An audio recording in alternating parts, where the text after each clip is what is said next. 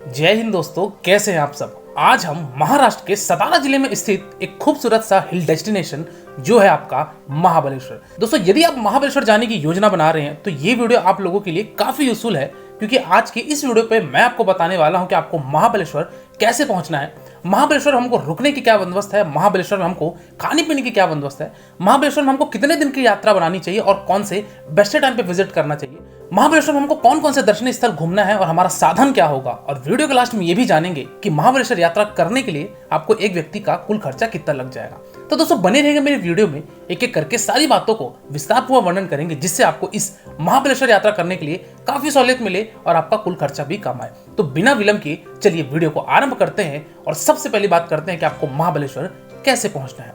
दोस्तों, महाबलेश्वर पहुंचने के लिए बेसिकली आपके पास मेजर दो ऑप्शन आते हैं। पहले ऑप्शन की अगर मैं बात करूं तो वो आपका बाई ट्रेन का। जैसे यदि आप ट्रेन से आना चाहते हैं तो यहाँ पे दो नजदीकी रेलवे स्टेशन आते हैं। पहला स्टेशन जो नजदीकी रेलवे स्टेशन है वो है आपका सतारा रेलवे स्टेशन, जो कि महाबलेश्वर से लगभग 56 किलोमीटर की दूरी पे स्थित है। तो दोस्तों, आप सतारा आ जाइए। अगर आपको देश के प्रमुख शहरों से सतारा के लिए ट्रेन मिल रही है तो सतारा आ जाइए। सतारा से उतरते ही साथ ही आप बाहर आएंगे तो ऑटो पकड़िए। ऑटो से दोस्तों आपको जाना है सतारा के बस स्टैंड। रेलवे स्टेशन से सतारा बस स्टैंड की जो दूरी है वो लगभग दोस्तों 6 से 7 किलोमीटर की है। तो आप बस स्टैंड पहुंचिए। तो दोस्तों, सतारा बस स्टैंड से 3 नंबर या 4 नंबर से आपको यहाँ पे महाबलेश्वर के लिए डायरेक्ट बस मिलेगी, जो कि महाराष्ट्र रोड ट्रांसपोर्ट की बस रहती है। यहाँ पे दोस्तों पर व्यक्ति का आपको जो किराया लगेगा वो आपका लगभग 90 रुपए लगेगा और आप फाइनली 1.5 घंटे में महाबलेश्वर पहुंच जाएंगे। तो दोस्तों, ये ऑप्शन था कि अगर आप सतारा तक की आपको ट्रेन मिलती है तो आप आ सकते हैं। वही अगर मैं दूसरा स्टेशन बोलूं तो वह दोस्तों आपका पुणे जंक्शन रेलवे स्टेशन। दोस्तों, पुणे से भी आपको डायरेक्ट बसेस मिल जाती हैं महाबलेश्वर के लिए। तो पुणे से जो आपकी महाबलेश्वर की दूरी है वो लगभग आपकी 120 किलोमीटर की दूरी है, और ये 120 किलोमीटर यात्रा तय करने के लिए आपको महाराष्ट्र रोड ट्रांसपोर्ट की बस मिल जाएगी, जिसका शुल्क दोस्तों 184 रुपीज पर हेड होता है, और आप 4 घंटे की यात्रा करके फाइनली महाबलेश्वर पहुंच जाएंगे। तो दोस्तों, ये माध्यम था कि आपको बाई ट्रेन कैसे आना है। अगर मैं दूसरे ऑप्शन की बात करूं तो वो आपका बाई फ्लाइट। जैसे यदि आप फ्लाइट से आना चाहते हैं तो जो नजदीकी एयरपोर्ट है वो है दोस्तों पुणे का international airport. Pune international airport आइए, बस के माध्यम से आप महाबलेश्वर आ सकते हैं जैसा कि मैंने बताया, या नहीं तो आप चाहें तो प्राइवेट टैक्सी भी कर सकते हैं, जो कि 4000 से 45 रुपए लेगा और आपको पुणे से महाबलेश्वर ड्रॉप कर देगा। चलिए दोस्तों, अगली बात करते हैं कि हम महाबलेश्वर पहुंच चुके हैं। अब हमको महाबलेश्वर में कहाँ स्टे लेना चाहिए और हमारा खाने पीने की क्या बंदोबस्त होगी। दोस्तों, महाबलेश्वर में जो आपका बस अड्डा है, यानी कि जो बस स्टैंड है, उस बस स्टैंड से दोस्तों आधे किलोमीटर के रेडियस में वहां पे बहुत बड़ा बाजार है, जो कि छत्रपति शिवाजी चौक से लेके महाबलेश्वर का बस स्टैंड के बीच में ढेर सारे आपको होटल्स देखने को मिल जाएंगे। बजट होटल से लेके दोस्तों 3 स्टार 4 स्टार तक के यहाँ पे होटल्स देखने को मिलेगा। तो दोस्तों, यहाँ पे होटल एकोमोडेशन आपको हर एक प्रकार के मिल जाएंगे। तो दोस्तों, अगर मैं रेट की बात करूँ दोस्तों, तो अगर आप एक डिलक्स होटल लेते हैं तो मान के चलिए आपका दोस्तों 1000 रुपए से 1200 रुपए शुरू होकर आपका 1500-2000 तक मिलेगा। लेकिन अगर आप वीकेंड में या सीजन टाइम में आते हैं तो ये मान के चलिए दोस्तों आपको यही रूम आपको 2500 से 3000 रुपए मिलेगा एक नाइट के लिए। तो यहाँ पे आप होटल अपना इस तरीके से बंदोबस्त कर सकते हैं। वही अगर मैं बात करूँ दोस्तों खाने पीने की, तो महाबलेश्वर टाउन में दोस्तों किसी भी तरीके का आपको खाने पीने की तकलीफ नहीं होगी, क्योंकि यहाँ पे ढेर सारे आपको वेज होटल्स देखने को मिल जाएंगे। तो आप इस तरीके से भोजन ग्रहण कर सकते हैं। चलिए दोस्तों, अगली बात करते हैं कि अब हमको महाबलेश्वर में कौन कौन से साइट सीइंग करना है और हमको कैसे घूमना है, यानी कि मेन मंदिर यानी कि महाबलेश्वर स्वामी जी के हम दर्शन कैसे करेंगे। चलिए आइए अब इसकी बात हम करते हैं। तो दोस्तों, अभी फ्रेश होकर हम निकल चुके हैं महाबलेश्वर के लोकल साइट सीइंग की तरफ। लोकल साइट सीइंग को करने के लिए अप्रॉक्सीमेटली आपको 6 से 7 घंटे लग जाते हैं, जिसमें से आपका महाबलेश्वर का मेन टेंपल हो गया, Lord Shiva temple, Panchganga temple, और इसके बाद जो भी यहाँ पे टूरिस्ट स्पॉट्स आते हैं, साइट सीइंग आते हैं, वो सारे करने के लिए आपको 6 से 7 घंटे लगते हैं। तो अभी हम लोग मॉर्निंग के 9-10 बजे निकल चुके हैं, यानी कि अभी हो रहे हैं एक्चुअली 9:25। अब देखते हैं आगे चल के कि हमको कितना टाइम लगता है, क्या क्या लगता है। तो दोस्तों, महाबलेश्वर की साइट सीइंग के लिए आप सुबह निकलेंगे तो ज़्यादा बेहतर होगा, ताकि आप सुबह से निकल के आप शाम तक अपना सारा साइट सीइंग खत्म कर लें और अगले दिन आप टाउन के जो बाहर बाहर वाले एरिया हैं वहाँ भी एक्सप्लोर कर सकते हैं। अदरवाइज आप चाहें तो एक ही दिन में अपनी यात्रा बना के सुबह से लेकर शाम तक महाबलेश्वर का भी यात्रा कर सकते हैं। दोस्तों, महाबलेश्वर के एक और पॉइंट पर मैं आ चुका हूँ, जिसको बोला जाता है वैना लेक। देख सकते हैं कि मेरे पीछे यहाँ पे एक खूबसूरत सा लेक है जिसको वैना लेक बोलते हैं, जो कि महाबलेश्वर सिटी से लगभग ये 3 किलोमीटर की दूरी पर स्थित है। यहाँ पे दोस्तों एक्चुअली पैडल बोटिंग भी होती है और साथ ही साथ यहाँ पे आपकी नॉर्मल बोटिंग भी होती है। तो अभी फ़िलहाल मैं मॉर्निंग में पहुँचा हूँ, सबसे पहला हमारा पॉइंट यही मिला, तो मैं ये पॉइंट अभी करने आया हूँ। तो अगर आप बोटिंग करने में इंटरेस्टेड हैं तो आप कर सकते हैं। इसमें सेल्फ पैडल बोटिंग भी होती है और इसमें आप नॉर्मल बोट से भी जा सकते हैं। तो काफ़ी बड़ा सा ये लेक है। यहाँ से आपको दोस्तों पीछे का पूरा माउंटेन व्यू भी नज़र आएगा, तो काफ़ी खूबसूरत सा यहाँ से व्यू मिल जाता है। मानसून के टाइम पे थोड़ा सा ये वाटर लेवल बढ़ जाता है, तो खूबसूरती थोड़ी सी और ज़्यादा बढ़ जाती है। तो यहाँ आइए और बोटिंग करके आप नेक्स्ट पॉइंट की तरफ बढ़ सकते हैं। दोस्तों, वैना लेक करने के पश्चात मैं निकल पड़ा अगले मेन टेंपल यानी कि महाबलेश्वर का मंदिर। दोस्तों यहाँ महाबलेश्वर के कैंपस में पंचगंगा मंदिर, रुद्रेश्वर मंदिर, हनुमान मंदिर, दत्त मंदिर और भी यहाँ पे 3-4 मंदिर आपको देखने को मिलेंगे, जो कि एक साइड से आप निकलेंगे और पूरे टेम्पल के दर्शन करते हुए आप दूसरे प्रांगण से बाहर आएंगे। तो आप महाबलेश्वर का ये जो मेन मंदिर है, सबसे पहले इनके दर्शन कीजिए। इनके दर्शन करने के लिए दोस्तों मैं अंदर गया। ये आपकी दोस्तों मेन ज्योतिर्लिंग है महाबलेश्वर स्वामी जी की। तो यहाँ पे हर हर महादेव कहते हुए आप इनके दर्शन कीजिए और दर्शन करने के पश्चात आप और भी मंदिर के दर्शन कीजिए। तो दोस्तों महाबलेश्वर जी के दर्शन हो चुके हैं और ये हमारे पीछे देख रहे हैं लॉर्ड शिवा टेम्पल, जिसको महाबलेश्वर टेम्पल बोलते हैं। ये टेम्पल दर्शन करने के बाद हम निकलेंगे अब दूसरे टेम्पल। इन्हीं से थोड़ा सा आगे चढ़ के जाना पड़ता है। इस मंदिर से लगभग 2 मिनट के रास्ते पे हैं हमारे पंचगंगा मंदिर, वहाँ चलते हैं। और दूसरी चीज़ आप देख सकते हैं कि यहाँ से पूरे महाबलेश्वर व्यू, टाउन का पूरा व्यू कितना खूबसूरत सा नज़र आ रहा है। तो ये आप मंदिर के ठीक बैक साइड में अगर आप आते परिक्रमा करने, तो आप देख सकते हैं कि यहाँ से आपको वो पूरा खूबसूरत सा व्यू नज़र आता है। तो यहाँ भी आइए और परिक्रमा करके आप चलिए अब अगले स्थान की तरफ, जो कि है हमारा पंचगंगा टेम्पल। तो दोस्तों पंचगंगा मंदिर जाने से पहले आपको एक और टेम्पल पड़ेगा, जो कि है अतिपकेश्वर महादेव मंदिर। दोस्तों यहाँ पे भी इनके दर्शन कीजिए और इनके दर्शन करने के पश्चात आप 200 मीटर आगे बढ़ेंगे, तब आप पहुंचेंगे यहाँ पे पंचगंगा मंदिर। दोस्तों इस मंदिर में दोस्तों 5 नदियों का उद्गम स्थल है। अंदर का मैं दृश्य नहीं दिखा सकता क्योंकि वीडियो अलाउ नहीं था। दोस्तों यहाँ पे पंचगंगा इसलिए बोला जाता है, 5 नदियों का उद्गम होता है, जिसमें हमारी 2 नदियां कृष्णा और सावित्री नदी भी इसमें शामिल है। तो दोस्तों यहाँ पे आप आइए और इनके दर्शन कीजिए और इसके बाद आप नेक्स्ट पॉइंट की तरफ अपना प्रस्थान ले लीजिए, जो कि महाबलेश्वर टाउन से लगभग 8 किलोमीटर की दूरी पे स्थित है। और सबसे खूबसूरत सा पॉइंट है वो है ऑर्थर सेट पॉइंट। यहाँ पे दोस्तों इस पॉइंट पे जाने के लिए आपको सबसे पहले सीढ़ियों का प्रयोग करना पड़ेगा, यानी कि 300 से 350 सीढ़ियां दोस्तों नीचे की तरफ जाएंगे और उसके बाद वापसी आते टाइम आप चढ़ के ऊपर आएंगे। ये ऑर्थर सेट पॉइंट में दोस्तों आपको ढेर सारे यहाँ पे 3 से 4 पॉइंट देखने को मिलते हैं, जो कि पूरे वैल्यू व्यूज होते हैं और अलग अलग पॉइंट का अलग अलग खूबसूरती है। चलिए आइए एक एक करके सभी पॉइंट को मैं आपको दिखाता हूँ और बताता हूँ कि किस पॉइंट पे क्या चीजें फेमस है। दोस्तों अभी हम इस समय पे खड़े हैं इको पॉइंट पे, जो कि ऑर्थर सेट पॉइंट के अंदर आता है ये। तो यहाँ पे इको पॉइंट में दोस्तों आप जो देख रहे हैं पूरी ये वैली है, माउंटेन वैली। और इको पॉइंट मतलब जैसा कि आप समझ रहे हैं कि आपके यहाँ पे कोई भी चीज़ लाउड करेंगे तो आपको रिटर्न बैक आपको अपनी खुद की वॉइस सुनाई देगी। और वो जो सामने आप देख रहे हैं वो दोस्तों उसको प्रतापगढ़ फोर्ट बोला जाता है, जो कि महाबलेश्वर से लगभग 22 किलोमीटर की दूरी पर स्थित है। तो काफ़ी खूबसूरत सा ये आपको इको पॉइंट देखने को मिलेगा। और इसके बाद हम नेक्स्ट पॉइंट पर बढ़ते हैं। एक आपको मेलकम पॉइंट भी देखने को मिलेगा, जहाँ से आपको प्रतापगढ़ फोर्ट और दोस्तों यहाँ पे सावित्री वैली भी देखने को मिलेगी। दोस्तों अगले पॉइंट पे हम आते हैं, जिसको बोलते हैं टाइगर स्प्रिंग पॉइंट। ये टाइगर स्प्रिंग पॉइंट इसलिए बोला जाता है दोस्तों, यहाँ पे एक्चुअली प्योर वाटर का यहाँ सोर्स है। और पहले के ज़माने पे, यानी कि आज से कई साल वर्ष पहले, यहाँ पे टाइगर आके पानी पीता था। आपको आइए मैं आपको दिखाता हूँ। यहाँ पे आप होल पे देखेंगे, इस होल पे पानी निरंतर रूप से चलता है। देखते हैं यहाँ पे अभी, हालांकि इसकी थोड़ी सी सप्लाई कम है, बट यहाँ पे इस होल पे पानी रहता ही। तो यहाँ पे टाइगर आके यहाँ पे वो ड्रिंक करता था, इसलिए इसको टाइगर स्प्रिंग पॉइंट बोलते हैं, जो कि कंटिन्यूस फॉर्म पे ये पानी बहते रहता है। तो इस पॉइंट पे भी आ सकते हैं। और यहाँ से भी आपको पीछे का व्यू देखेंगे आप अगर, तो बहुत ही खूबसूरत सा व्यू यहाँ से भी आपको देखने को मिलेगा। तो दोस्तों ये रहा यहाँ ऑर्थर सेट का सबसे मेन पॉइंट, जो कि आप पूरे पीछे का व्यू देखिए, इतना शानदार व्यू, जो कि मैंने तो बहुत ही अच्छा एक्सपीरियंस कर रहा हूँ। अगर आप यहाँ फिजिकली यहाँ मौजूद रहेंगे तभी आपको ये चीज़ अनुभूत प्राप्त हो पाएगी कि यहाँ का जो व्यू है बहुत सुंदर है। तो ऑर्थर सेट पॉइंट का यहाँ से पूरे महाबलेश्वर टाउन का, वैलीज का और फोर्ट जितने भी हैं, इन सब का यहाँ से आपको व्यू देखने को मिलेगा। अभी आप देख सकते हैं कि कितनी ज़्यादा क्लियरिटी है। अगर आप इधर देखेंगे तो इधर पूरा ग्रीनरी वैली है, इधर देखेंगे तो आपकी पूरी यहाँ पे नॉन ग्रीनरी वैली है। तो ये जो माउंटेन व्यू है ये आपको अभी के टाइम पे मिल पाएगा, यानी कि अभी मैं फेब मंथ में आया हुआ हूँ। मानसून पे अगर आएंगे तो ये यहाँ पूरा फॉग से भरा होता है, क्योंकि चारों तरफ पहाड़ है और बादल पूरा नीचे तक रहता है। तो यहाँ से आपको विजिबिलिटी पूरी जीरो हो जाती है। तो ये टाइम अच्छा है कि यहाँ पे अभी धूप भी है, आपको यहाँ पे पूरी विजिबिलिटी भी अच्छी आती है। तो ये one of the best point है यहाँ पे ऑर्थर सेट पॉइंट का, जिसको यहाँ से आप पूरे वैली का आप बहुत बेहद खूबसूरत नज़ारा ले सकते हैं। दोस्तों ऑर्थर सेट पॉइंट से आपको एक और चीज़ देखने को मिलेगा, जो कि आपको हो सकता है कि कैमरे में ना दिखे। आप नीचे देख सकते हैं, यहाँ से सावित्री नदी का यहाँ पे रिवर है और सावित्री नदी यहाँ फ्लो होती है। लेकिन अभी यहाँ पे वाटर लेवल काफ़ी कम है, यानी कि सूख गया है। बट ये मानसून के टाइम पे या फिर रेनी सीजन के टाइम पे यहाँ पे काफ़ी अच्छी नदियाँ बहती है। जैसे कि ये जो सावित्री नदी है, इनका जो सोर्स है वो हमारे, जैसे मैंने आपको दिखाया पंचगंगा में, तो पंचगंगा में से 5 नदियों का वहाँ पे ओरिजिन होता है, वहाँ से निकलती हैं। तो वो उनमें से एक यहाँ पे सावित्री नदी है, जो कि इस ऑर्थर सेट पॉइंट से आपको देखने को मिलेगा। तो यहाँ आइए, कुछ समय एक्सप्लोर कीजिए और फोटोशूट करा के यहाँ से आप अगले स्थान की तरफ प्रस्थान कर सकते हैं।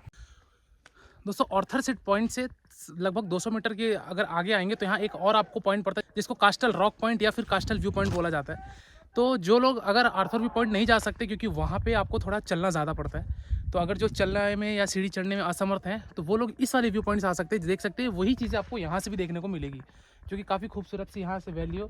और यहाँ से हम जो वो पर्वत पे खड़े थे, यानी कि जब हम ऑर्थर सेट पॉइंट पे थे, तो देख सकते हैं वहाँ पे आपको शायद टूरिस्ट दिख रहे होंगे। तो वो जो पॉइंट है वो वही पॉइंट है, तो वहाँ से आप थे। लेकिन अगर आप नहीं चल सकते ज़्यादा और अगर आप थोड़ा सीढ़ी में चढ़ने में प्रॉब्लम है आपको, तो आप यहाँ से आके ये वाली व्यू सारी ले सकते हैं। तो अल्टीमेटली ये कहना चाहिए कि आपको दोनों जगह से व्यू मिलते हैं, सेम ही व्यू रहेगा, बट डिपेंड करता है कि आप वहाँ से लेंगे। वहाँ से अगर आप लेते तो आपको क्लियरिटी ज़्यादा आती है, अदरवाइज़ आप यहाँ भी कास्टल रॉक पॉइंट पे भी आकर ये सारी सेम व्यूज़ का आप आनंद उठा सकते हैं। तो दोस्तों ये एक और पॉइंट है जो कि इस आपके कास्टल रॉक पॉइंट पे आता है, जिसको बोलते हैं सावित्री व्यू पॉइंट। दोस्तों ये व्यू पॉइंट से आप नीचे का जो सावित्री रिवर का मैंने जिक्र किया था, यहाँ से आप वो चीज़ देख सकते हैं। हालांकि ये जो आप देख रहे हैं, ये जो पैसेज बनी हुई है सावित्री रिवर की पैसेज बनी हुई है, तो यहाँ से आप सावित्री नदी का व्यू यहाँ से देख सकते हैं, इसलिए इस पॉइंट को बोला जाता है सावित्री रिवर व्यू पॉइंट।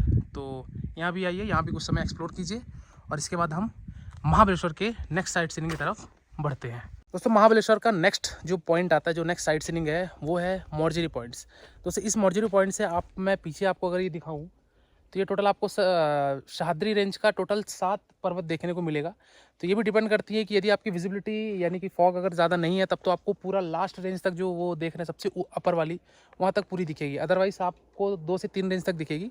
तो ये जितने भी ये स्टेप्स हैं, जितने भी ये रेंज हैं, ये सब सह्याद्री रेंज ही हैं, लेकिन इनमें से अलग अलग तरीके से माउंटेन्स बनी हुई है, अलग अलग सेक्शंस बने हुए हैं। तो अगर आप यहाँ आते हैं तो इस मोरजेरी रेंज पे भी आइएगा। अगर मैं आपको इसमें अलग अलग डिस्क्राइब करके बोलूँ तो जो ये वाला पार्ट है दोस्तों, ये पहला, वो दूसरा, वो तीसरा रेंज, और उसके पीछे देख रहे हैं वो जो चौथा ऐसे बने हैं, उसके पीछे वो 5वां, और सबसे लास्ट में एक और 6वां, और सबसे अपर पार्ट है वो 7वां। तो कुल मिला के दोस्तों यहाँ पे टोटल 7 अलग अलग ये सब सह्याद्री रेंज की पार्ट है। तो ये सारी चीज़ें आपको यहाँ से देखने को मिलेगी। मैं आ चुका हूँ नेक्स्ट पॉइंट पर, जिसको बोला जाता है स्ट्रॉबेरी प्लांट।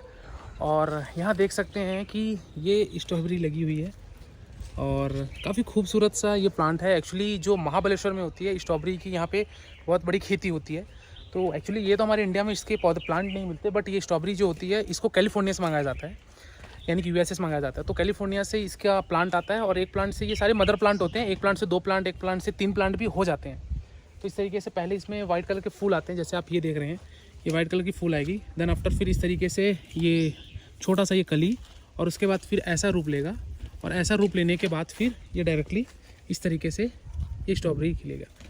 तो यहाँ पे स्ट्रॉबेरी काफ़ी सस्ता है, और यहाँ पे स्ट्रॉबेरी प्लांट में अगर कुछ आप परचेस करना चाहते हैं, यानी कि लाइक आइसक्रीम, वो भी काफ़ी सस्ते और रीजनल प्राइस में प्योर ऑर्गेनिक चीज़ मिल जाती है। तो अगर आप जब कभी भी आएँ तो स्ट्रॉबेरी प्लांट महाबलेश्वर में एटलीस्ट ज़रूर विजिट कीजिएगा।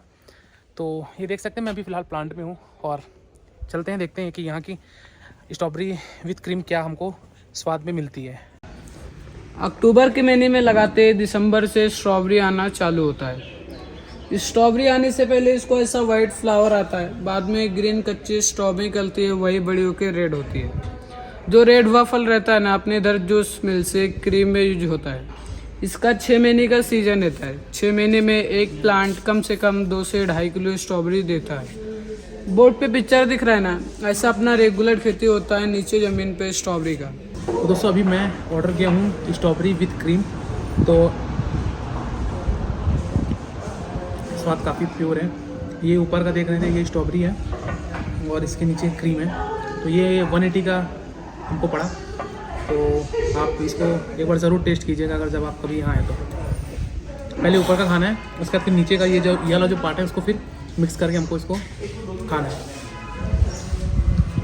दोस्तों महाबलेश्वर का अगला पॉइंट आता है, जिसको हम निडल पॉइंट बोलते हैं। यहाँ से आप देख सकते हैं दोस्तों, ये आपको कृष्णा नदी का पूरा व्यू दिखेगा।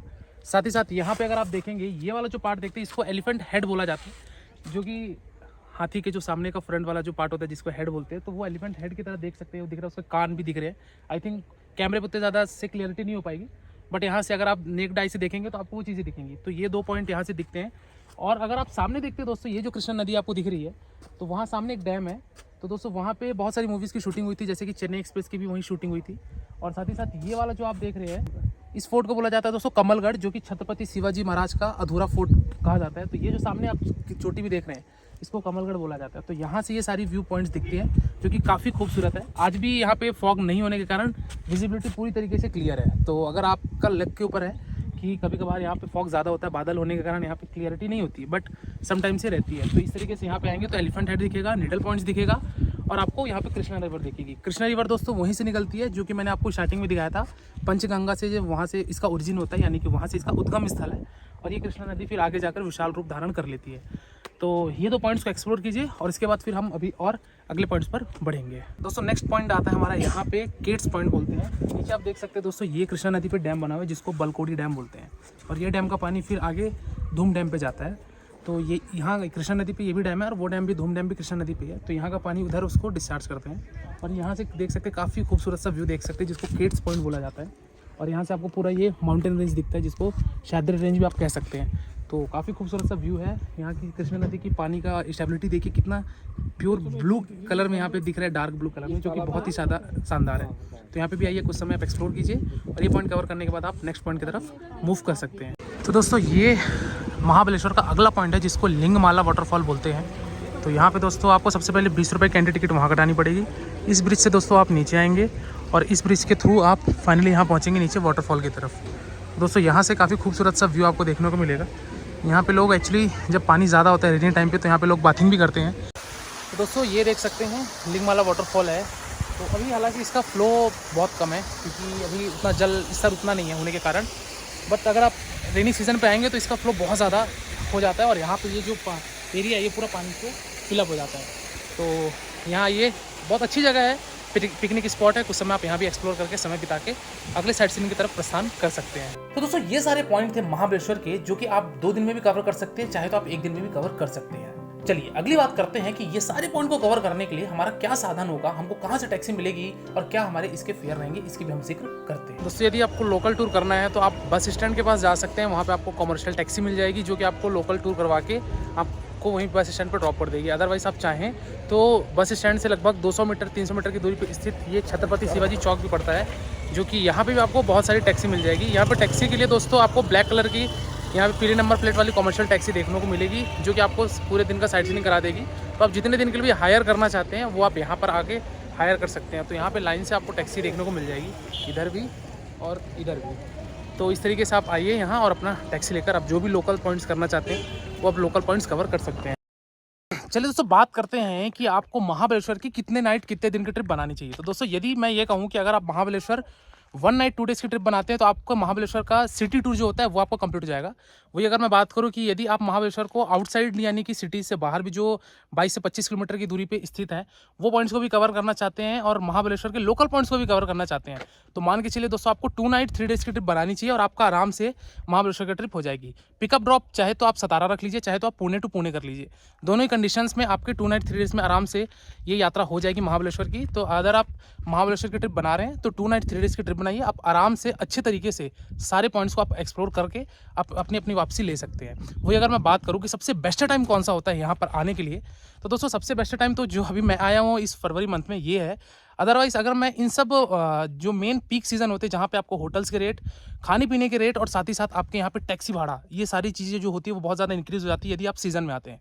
यहाँ पे सीज़न जो लगता है दोस्तों वो सबसे पहला चीज़ तो ये कि क्रिसमस के टाइम पे बहुत ज़्यादा भीड़ हो जाती है। ऑल तो ये कहना चाहिए कि यहाँ पे आप जो देख रहे हैं पूरा खाली खाली, यहाँ पे पूरा अभी ये पॉइंट है ये पूरा पैक होता है। यहाँ पे आपको इवन फ़ोटो खिंचाने के लिए भी बोलते हैं कि यहाँ पे मारा मारी होती है, तो इतनी ज़्यादा यहाँ पे क्राउड और रश होते हैं। दूसरी चीज़ ये कि अगर आप महाशिवरात्रि के टाइम पे आते हैं तो भीड़ डेफिनेटली ज़्यादा होती है। वीकेंड्स पे आएंगे तो भी यहाँ पे भीड़ ज़्यादा होती है, क्योंकि यहाँ पे शंकर जी का मंदिर होने के कारण यहाँ पे सावन के टाइम पे, महाशिवरात्रि के टाइम पे और जो दिवाली वाला या दशहरा वाला टाइम पीरियड होता है जिसमें वैकेशंस होते हैं उसमें भी यहाँ पे भीड़ ज़्यादा होती है। साथ ही साथ मई के महीने में जो 1 महीना मई का जो समर वैकेशंस होता है उसमें भी यहाँ पे भीड़ आपको ज़्यादा ही देखने को मिलेगी। तो कहने का मतलब ये है कि अगर आप ऑफ सीजन पे आते हैं इन सब पर्व को छोड़कर, इन सब टाइम पीरियड को छोड़ के, तो आप अच्छे तरीके से एक्सप्लोर कर लेंगे महाबलेश्वर की यात्रा को। चलिए दोस्तों अगली बात करते हैं और अंतिम बात करते हैं कि इस महाबलेश्वर यात्रा को करने के लिए आपको एक व्यक्ति का या फिर एक कपल का कुल खर्चा कितना लग जाएगा। तो दोस्तों यदि मैं बात करूं कि यदि आप 1 नाइट 2 डेज की ट्रिप बनाते हैं तो आप ये मान के चलिए कि दोस्तों आपका 2000 से 2500 रुपए होटल और एकोमोडेशन का खर्चा लग जाएगा। वही अगर मैं बात करूं कि साइट सीइंग के लिए, तो दोस्तों साइट सीइंग में आपका लगभग 2500 से 3000 रुपए गाड़ी का लगेगा अगर आप 1 नाइट 2 डेज की ट्रिप बनाते हैं तो। और वही अगर मैं सतारा से या पुणे से बस की आने जाने की बात करूं तो एक कपल का मैक्सिमम टू मैक्सिमम आप 500 से 600 रुपए वो पकड़ के चलिए। तो कुल मिलाकर ये कहना चाहिए कि लगभग आपका 6000 से 7000 रुपए में आप आराम से एक कपल अपनी महाबलेश्वर की यात्रा कर लेंगे। इस फेयर में दोस्तों मैंने किसी भी तरीके के आपकी ट्रेन की टिकट, फ्लाइट की टिकट को ऐड नहीं किया है और ना ही यहाँ पे आप कोई शॉपिंग करते हैं उसकी फेयर को ऐड नहीं किया है। तो अगर आप ट्रिप की बात की जाए तो 6,000 से 7,000 रुपए में आप 1 नाइट 2 डेज की ट्रिप बना लेंगे। वही अगर आप 2 नाइट 3 डेज की ट्रिप बनाते हैं तो हो सकता है आपका बजट ये 10 से 11,000 भी चला जाए। तो ये जो फेयर दोस्तों मैं आपको दे रहा हूँ ये मैं ऑफ सीजन का दे रहा हूँ। ऑन सीजन में अगर आप आते हैं, यानी कि जैसा मैंने बताया कि पीक टाइम पे आते हैं, तो उस टाइम पे भी आपका रेट काफी ज्यादा हाई चला जाएगा। तो इस तरीके से आप महाबलेश्वर की आप अपनी प्लेजेंट तरीके से यात्रा बना सकते हैं। तो दोस्तों ये रहा आपके सतारा जिले में स्थित महाबलेश्वर यात्रा का एक संपूर्ण वर्णन। इसके बाद भी दोस्तों आपके मन में कोई डाउट है या फिर अगर आपको कोई प्रश्न है तो आप मेरे इंस्टाग्राम यात्रा आईडी में विजिट कीजिए। डेफिनेटली आपको मेरे द्वारा या मेरी टीम के द्वारा आपको रिप्लाई दिया जाएगा और आप किसी दूसरे वीडियो में खो जाएं इससे पहले आप मेरे चैनल यात्रा को सब्सक्राइब कीजिए। आज की वीडियो में दोस्तों फिलहाल इतना ही। मिलते फिर एक नई वीडियो में एक नई यात्रा के साथ, एक नए विषय के साथ। तब तक के लिए शुक्रिया। जय हिंद, हर हर महादेव। आपकी यात्रा सफल, सुखद एवं मंगलमय हो।